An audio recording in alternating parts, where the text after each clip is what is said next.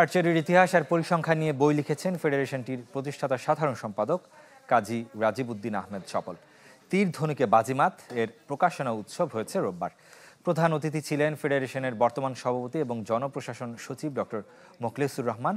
অনুষ্ঠানে আরও ছিলেন বিশ্ব আর্চারির মহাসচিব টম ঢিলান, ইরাক আর্চারি ফেডারেশনের সভাপতি আল মাসাহদানি সাদ, শ্রীলঙ্কা আর্চারি অ্যাসোসিয়েশনের ভাইস প্রেসিডেন্ট সুনেত্রা সেনাভিরাথান, এছাড়াও আর্চারি ফেডারেশনের কর্মকর্তা, ক্রীড়া সংগঠক, সাংবাদিক উপস্থিত ছিলেন।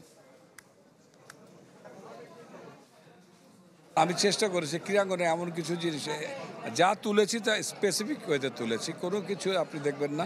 আমি যেটা বলেছি ওটা আবার ওটাকে অথেন্টিকেশনটা পরীক্ষা করে আমরা চেষ্টা করেছি যে একটা তথ্যবহুল একটা গ্রন্থ রচনা করতে, সেটাই আমি করেছি।